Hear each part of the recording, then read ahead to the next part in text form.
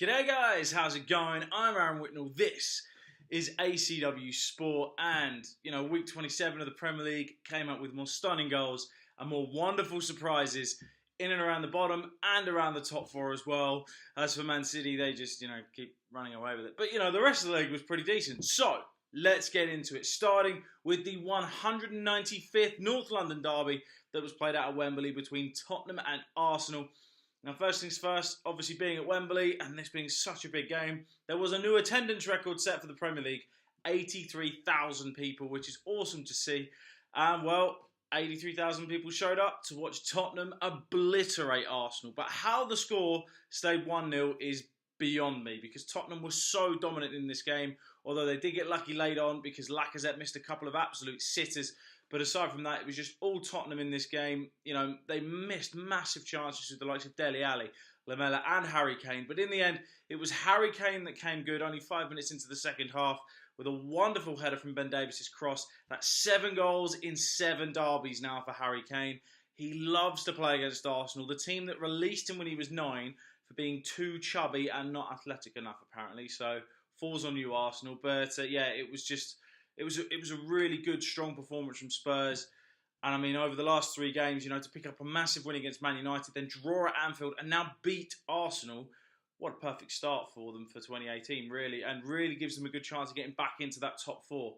And, of course, gives them great momentum going into their Champions League tie against Juventus tonight as well. Now, as for Arsenal, again, it's just another poor performance against another top 6 side.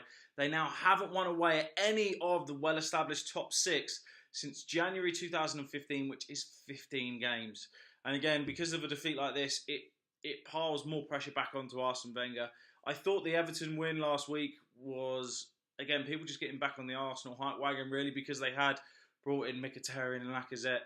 And, of course, Aubameyang, and, they had Ozil as well in his new contract. But, again, when you look at this game, Arsenal are full of players that just go missing in the big games. United got rid of Mkhitaryan for that reason. Arsenal have now got Mkhitaryan and Ozil. And at times, it was almost like Tottenham were playing against 9 men. Because, all right, Ozil and Mkhitaryan are very creative players, but they just don't work too well. But, bitter disappointment for Arsenal. Massive win for Spurs. And, the race is on now for the top 4 to see if Spurs can get back into that top 4. As for Arsenal, I think the only hope they have of getting back into the Champions League is actually through the Europa League. Because for me, they're too far behind the top 4. Now, on to another massive result that affected the top 4 this weekend. Newcastle beat Manchester United 1-0 at St James's Park. And this was also a massive result for the bottom of the table as well. Because Newcastle, look, United had their chances. They squandered massive chances through the likes of Martial and Sanchez. But Newcastle, they played for their lives. As Jose said, they played like animals. And prior to kickoff, they had gone into the relegation zone due to Huddersfield's win. But this win has actually dragged them out of the relegation zone, 2 points clear. And part of it mainly is thanks to an amazing debut from their new goalkeeper, Dubravka, who's on loan from Sparta Prague. He made some massive saves. But, as I said, it was also down to the fact defenders got themselves on the line. They blocked tackles. They got hard challenges in. And the fact some of United's players were just not at the races.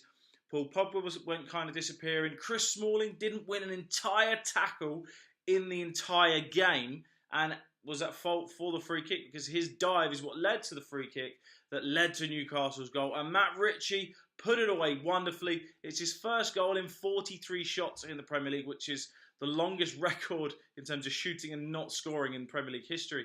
So, massive, massive weight off of his shoulders. But it's a really weird one. Jose hates going to Newcastle. He's never actually won at St James's Park in the Premier League. 3 draws, 4 defeats. And, all right, it hasn't affected United too much because they're second. Next week they play Chelsea. And, again, if they win that, they will go 5 points clear of 4th spot, obviously depending on Tottenham's result as well, if Tottenham overleap Chelsea, blah, blah, blah. But they can redeem themselves there, but this was a massive, massive setback for United, really. Because, again, it opened up the floodgates for Manchester City to extend their lead, and they have their 16 points clear after destroying Leicester at the Etihad. Now, this game is obviously all about Sergio Aguero. He was unbelievable. Kevin De Bruyne just as much. He got another 3 assists in this game. Since he made his debut in top-flight football within Europe's top 5 leagues, the Bundesliga, the Premier League, he has assisted 77 goals, which is unbelievable. It's actually the most of any player in Europe's top 5 leagues as well. He gave, his first assist, a stunning cross to the back post. Sterling tapped in. It was Sterling's 20th goal of the season, which is unbelievable. I've been a big Sterling critic in the past, but as of this season, he has proved to me that he is phenomenal. I really hope he has a good World Cup, and I'm really excited to see where he continues to progress as time goes on, because he's still a fairly young player. Now, I will get onto Aguero in just a minute, but first I want to talk about a very awesome English player that I have been such a fan of for such a long time, and that is Jamie Vardy, because he scored and equalised for Leicester in what was a very, very good first half for them. The wheels only came off because Claude Puel, for some reason, decided he would change formation at half-time, even though in the first half it was so clear that City were struggling to get through Leicester. Leicester was so well organised and they deserved to equalise. And Jamie Vardy, with a wonderful finish, taking on the defenders, getting the shot past Laporte and past Ederson into the City goal to equalise. He becomes the first player in Premier League history to score against the established top 6 in the same season. He's now scored in 4 Premier League games in a row, and his record in big games is incredible. 43 games against the top 6 and 23 goals. Now, you've got to consider how bad Leicester were in that first couple of seasons. They were fighting against relegation when Vardy first, came up with Leicester. It's only in the last 2 seasons, really, 3 seasons if you include in this season, that Leicester have been half decent. All right, last season was a bit meh. But again, that record kind of speaks for itself, and I just love him. I think he's such a class player, and again, I can't wait to watch him at the World Cup, because I really think he'll be dangerous for England, and I think he brings something different to England that Kane and Rashford and whoever else goes up front doesn't have. He's got a bit more tenacity to him, which is what I love. But now on to the man of the moment, Sergio Aguero. 4 goals in this game, all in the second half. He becomes only the 4th player to score 20-plus goals in 4 consecutive seasons, alongside Thierry Henry, Alan Shearer and Harry Kane. He's now scored 4-plus goals on 3 different occasions in the Premier League, which is more than any other player in history. I'm just kind of running out of things to say, really. Look, he was given a helping hand by Kasper Schmeichel for the 3rd goal, because it was an awful pass to Aguero. Schmeichel had a real off day here. Beautiful chip over the top of him, though. And, look, as for that 4th goal, the one off the bar, absolutely stunning.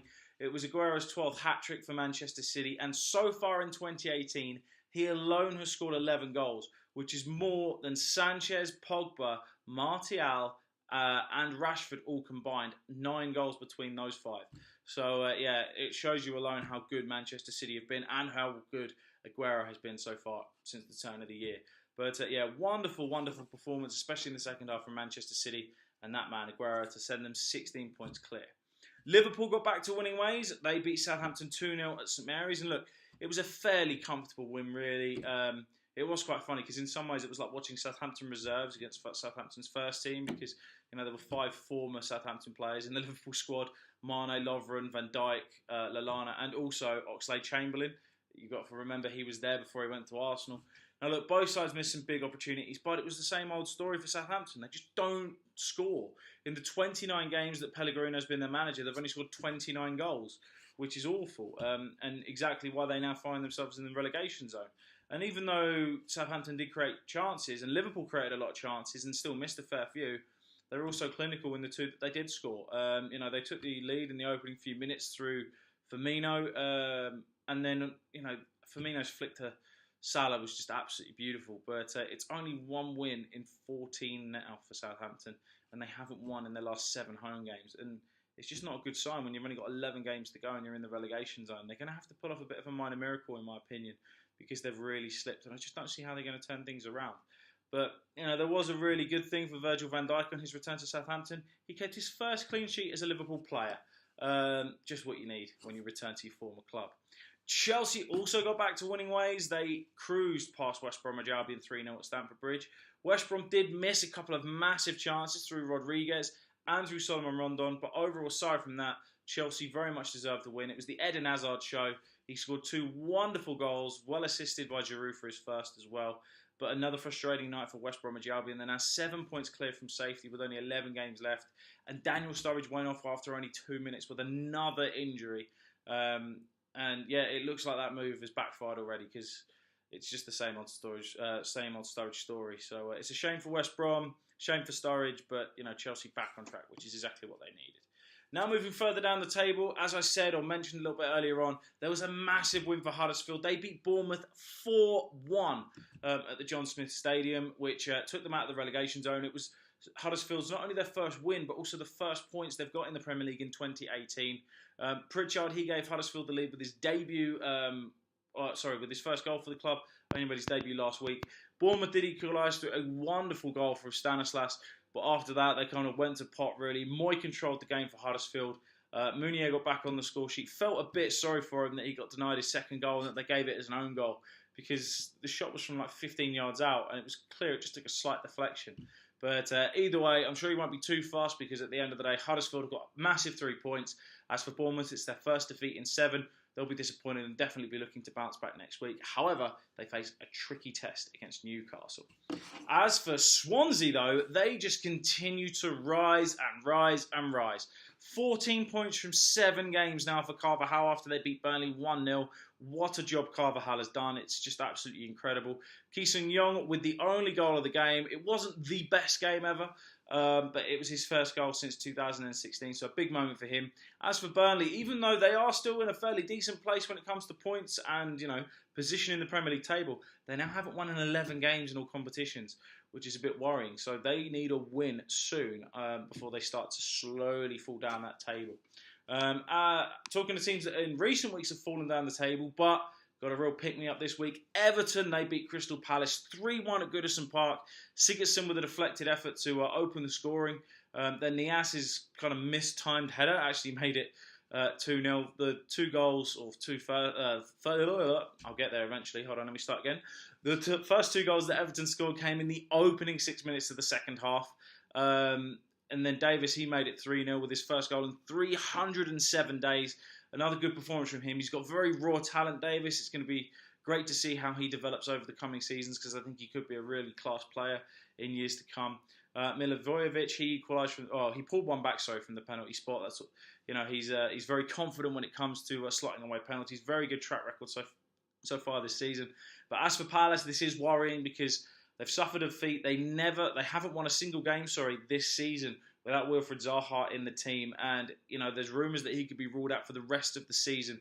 And also their top goal scorer, Sakho, is also ruled out for a little while as well. So it is worrying, especially when you look at their next 3 of their next 4 games are against Liverpool, Spurs and Manchester United. So, yeah, a little bit worrying for Palace, but big, big win for Everton and also Big Sam.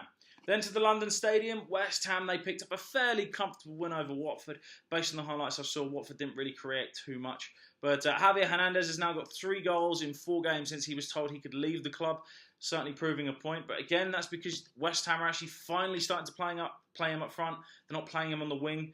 And with Arnautovic in the team, and with Lanzini coming back, and Antonio playing in this game, he had plenty of people creating chances for him, and he's always going to put them away. So it was good to see for Javier Hernandez.